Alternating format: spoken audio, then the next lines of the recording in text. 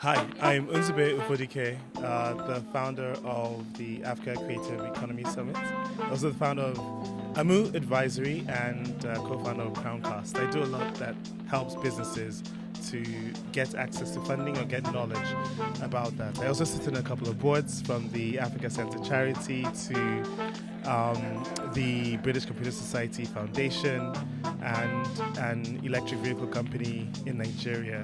Yes, I do keep busy, but for me it's all about looking at synergies and looking at ways to continue to help companies to grow and add value in any way that I can through my own resources or my networks. So that's me in 30 seconds. I think firstly, in terms of how this conference can help grow the impact, I think coming together, as the amazing Carol mentioned, to collaborate is something that's a real opportunity for this community and can be led by organizations such as this.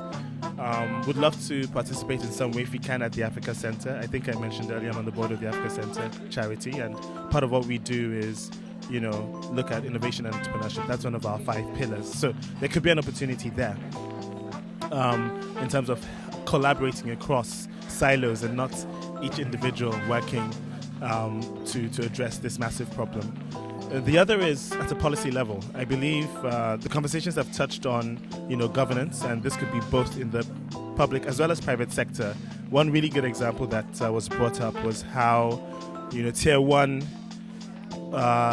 suppliers can be encouraged to have a certain level of tier 2 suppliers that are diverse in their mix. It's not always that we have the tier 1 type suppliers in supply chains that have that diversity, but if we encourage those tier 1 suppliers to engage more tier 2 suppliers, that's another area to improve. D&I or ED&I, we know, is not as popular today as it was, but I think from a policy level, we need to double down and make sure that we don't lose the gains that we've had so far. So very encouraging. Thank you. This particular conference has been eye-opening. It's the first I've been to in the series. It came highly recommended from a dear friend, Patricia Hamzahi, and she also connected us, Dr. Brown, not too long ago. So I appreciate the invitation. From my perspective, listening to the quality of speakers and the content at this conference has been mind-blowing. I usually am that person outside trying to network and trying to interact with others at conferences as opposed to listening to the content, because many a time it's content that feels maybe too familiar given my experience. But this particular one was very different. I listened to most of the panels. I only had to pop out for a phone call, but otherwise I've been in all the panels, from Lord Hastings' inspiring keynotes to the panel on funding that had key people from industry, government, and a mix of people from other parts of the world as well. The amazing lady from the US and the gentleman from Wales. And the more recent fireside chats with Yolanda Brown, phenomenal.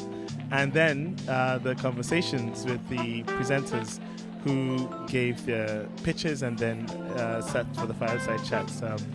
Amazing conversations. But to summarize, I think I'm leaving here filled with inspiration. I'm excited about the opportunities. I need to connect more with this entrepreneurial community.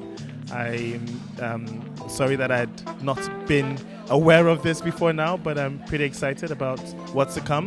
Plugging in to the network, supporting in any way I can, supporting to create more board directors, and other things that would be useful. Funding came up many times, and my financial literacy podcast would probably be very useful to this audience. Thank you.